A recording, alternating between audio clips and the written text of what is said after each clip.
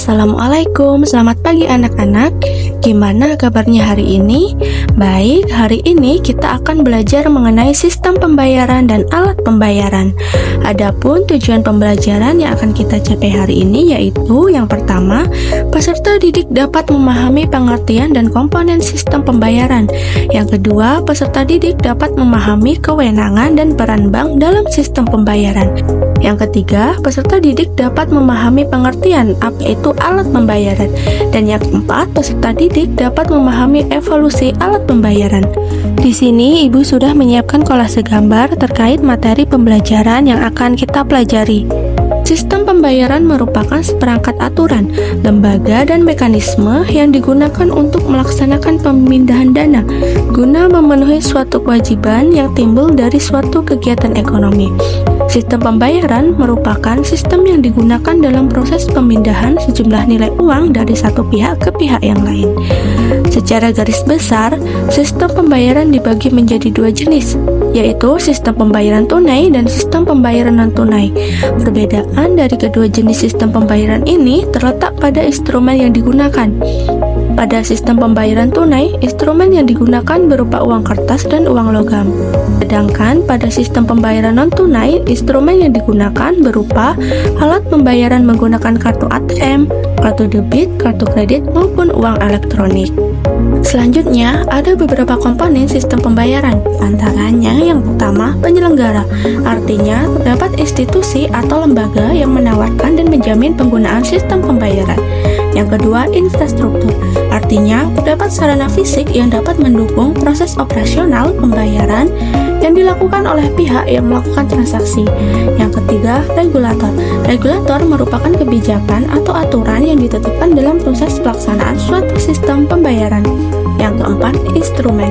Instrumen merupakan alat pembayaran baik secara tunai maupun non-tunai yang disepakati kedua belah pihak yang melakukan transaksi. Yang kelima, pengguna.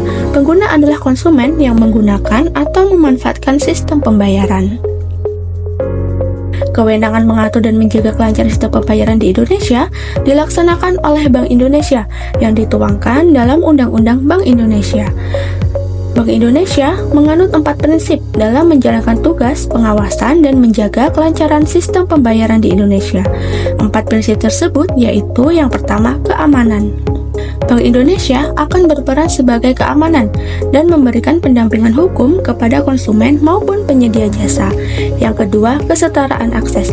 Bank Indonesia memberikan kesetaraan akses dalam sistem pembayaran sehingga segala bentuk praktek monopoli yang diselenggarakan dan berpotensi untuk menghambat pelaku ekonomi lainnya dalam sistem pembayaran tidak akan diizinkan.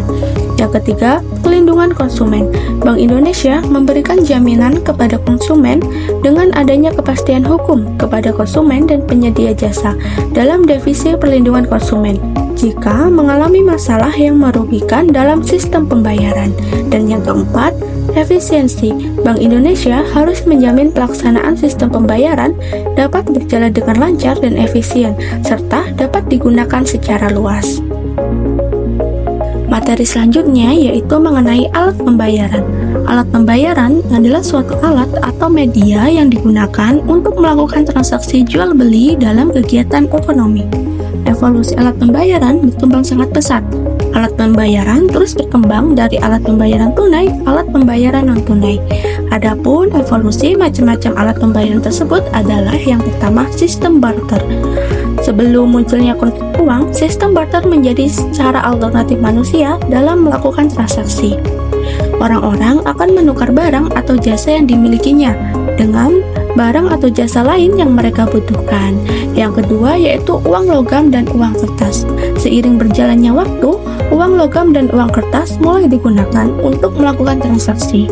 Uang logam dan uang kertas dapat memudahkan transaksi karena nilai uang lebih standar dan mudah dibawa. Yang ketiga, kartu debit dan kredit. Kartu debit adalah salah satu alat pembayaran non-tunai yang paling umum digunakan. Kartu ini terhubung langsung dengan rekening bank pemiliknya. Saat digunakan untuk transaksi, dana akan langsung dikurangi dari saldo rekening tersebut. Sedangkan kartu kredit merupakan alat pembayaran non-tunai yang memungkinkan pemiliknya untuk melakukan pembelian dengan perkembangan sistem utang. Pemegang kartu kredit dapat melakukan transaksi tanpa harus membayar secara langsung. Dan evolusi yang keempat yaitu penggunaan e-money. Dengan perkembangan teknologi digital, e-money mulai digunakan untuk melakukan transaksi. E-money adalah bentuk alat pembayaran non-tunai yang menggunakan teknologi digital.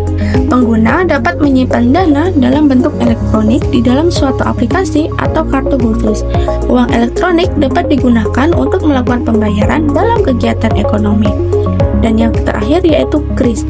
KRIS merupakan sistem pembayaran non-tunai yang menggunakan kode QR sebagai media transaksi. Saat ini, pembayaran dengan KRIS merupakan pembayaran yang paling banyak digunakan.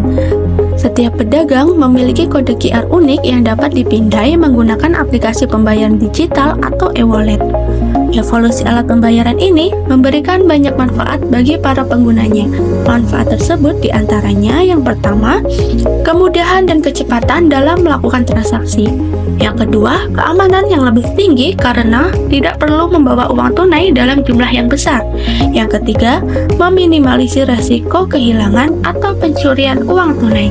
Dan yang keempat, adanya kemudahan dalam melakukan pembayaran secara online tanpa perlu menggunakan uang tunai. Nah, mungkin itu saja materi yang dapat Ibu sampaikan.